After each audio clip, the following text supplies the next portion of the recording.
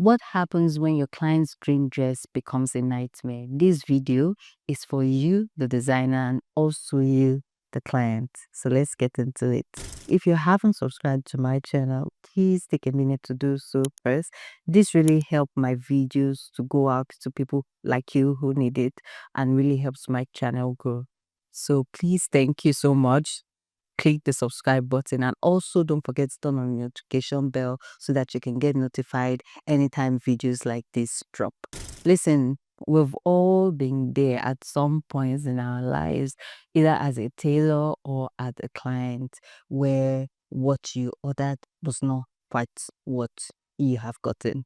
Well, even before this became a trend on social media, it has been a thing, particularly in the Nigerian fashion space. I remember when I was younger and whenever there was an event or a celebration coming up like Christmas and my mom would take myself and my sisters to go to her tailor's place. And this time was not even like now where you have like Pinterest and like you can easily get your styles.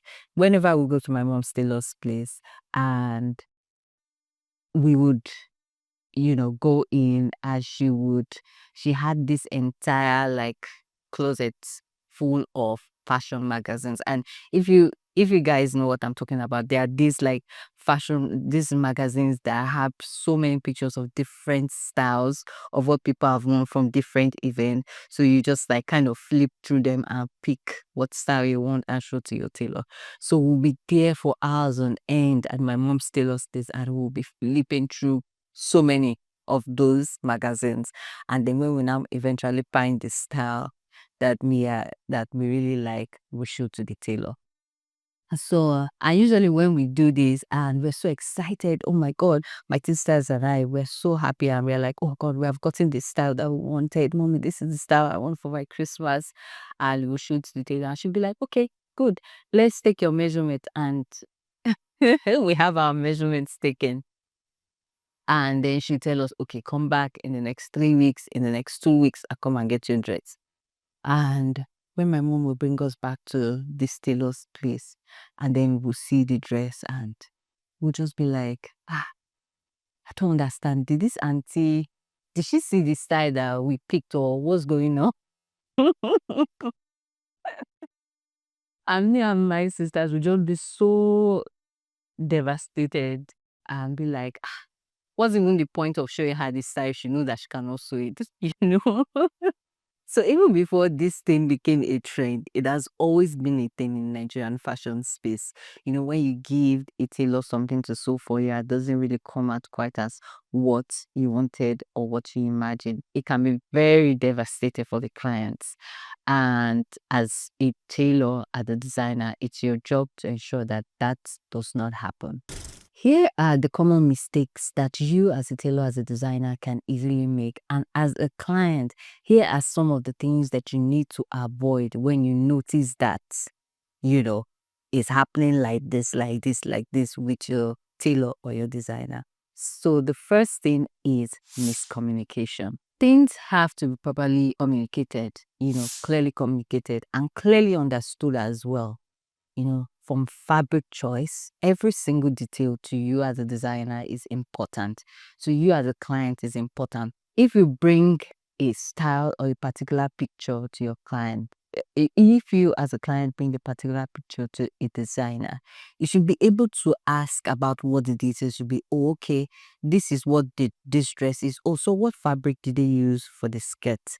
What fabric did they use for the sleeve? And the tailor is supposed to be able to answer, oh, okay, the sleeves are chantilly lace, the skirt is velvet, so you need to get velvet for it. So everything needs to be clear, even the minutest details, guys. As designers, you need to ask your client because some clients can be unbelievable. So you really need to ask even to the minutest details.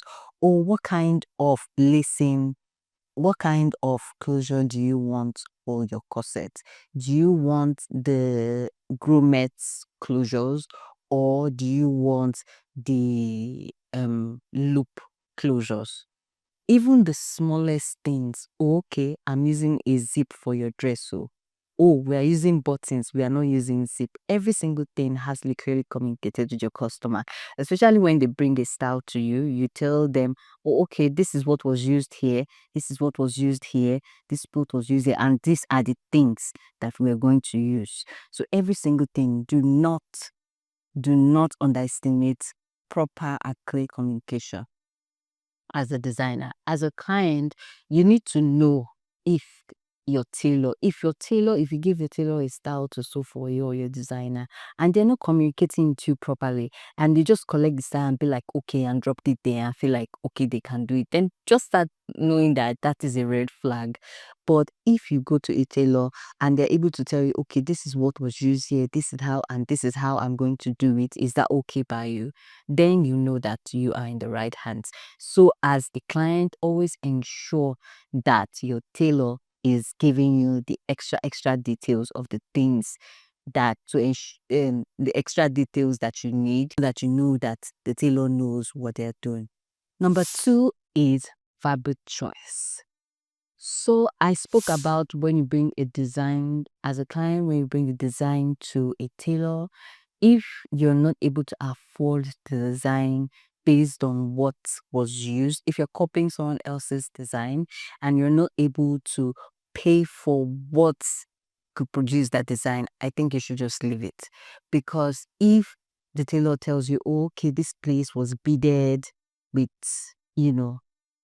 with so amount of bead, maybe they tell you this piece was beaded with maybe like um 20k 20k amount of bidded, and you're like, okay, no, we can't do it. I don't have the money for it, let's go for 5k kind of bidding. You should know as a client that you aren't going to get the same look as what the 20k bidding gave you.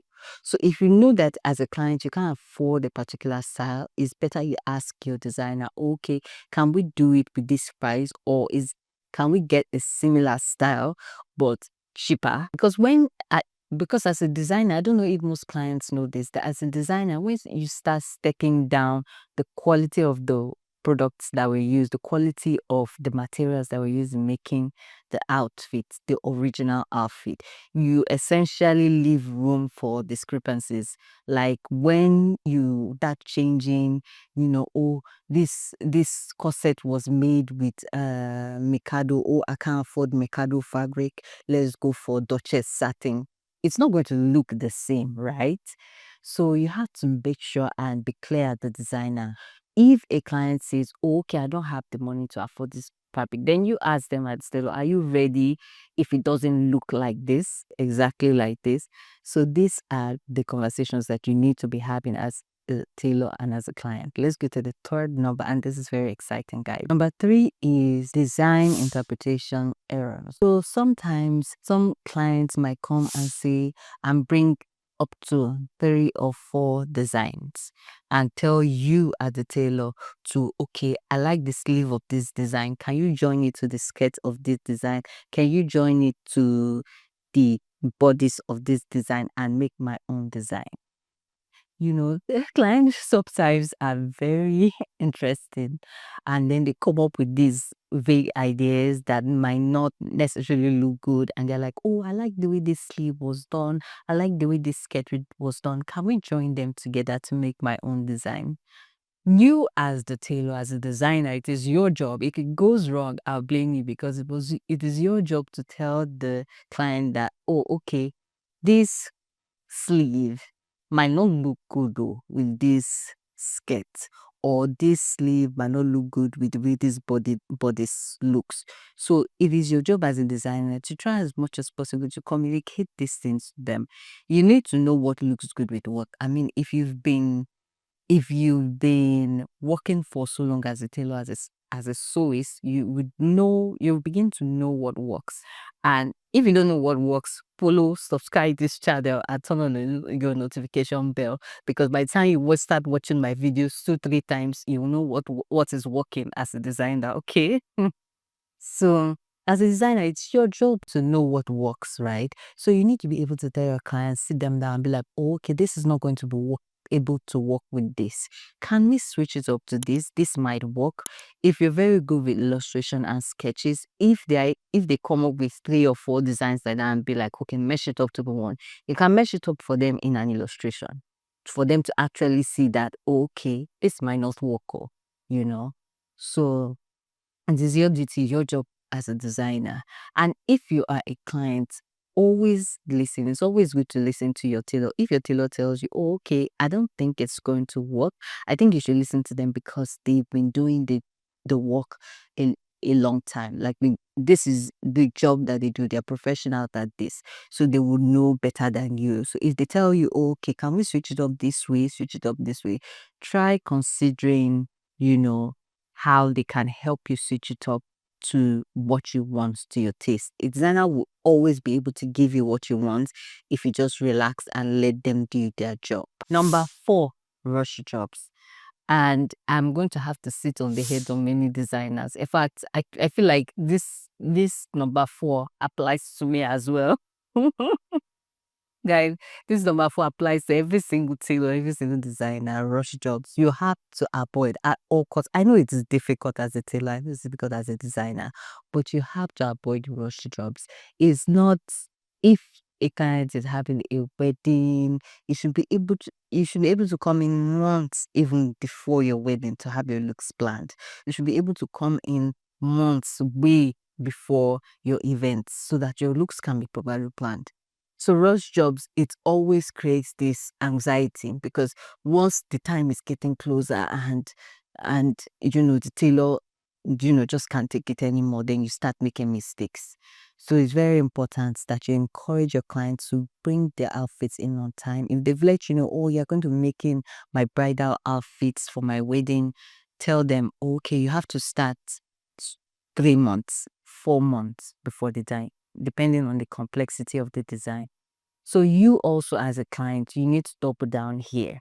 If you know that your event is so and so time, you need to get your clothes to the tailor in time, because when the time gets closer, I've said that the tailor will begin to get so anxious in wanting to deliver, and then they might just do the wrong thing, or they might just do a lower quality thing. So you need to be able to get your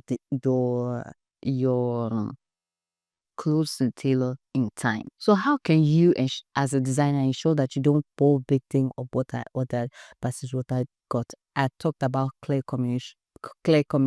It's really important that things are clearly communicated.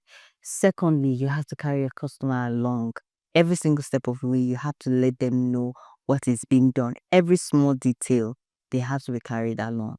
Finally, fittings. I cannot double down on this much more than it should be, because fittings are really, really important.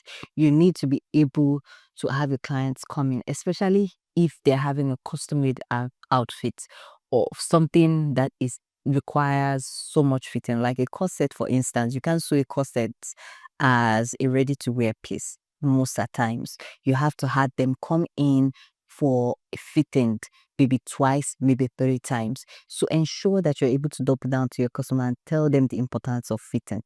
Let your customers come in for their fittings, because that is where you'll be able to adjust the garment to their taste. And that is where you, as a client, will be able to tell the designer, oh, okay, even while they're still constructing, that, okay, I don't like this beading pattern. Can you redo another beading pattern? Even rather than telling them when the design is completed that, oh, okay, I don't like the dress thing, or you going in for your fitting helps you to be able to go along with the designer and go along with the tailor and see what is being done. So let's talk about fixing mistakes. So if you found yourself in a position where you landed yourself in a position where you are what I ordered versus what I got, relax. There's nothing new to it. As a fashion designer, we've all been through it. Everybody's been through it. I've been through it. So it's not a big deal. You just need to relax.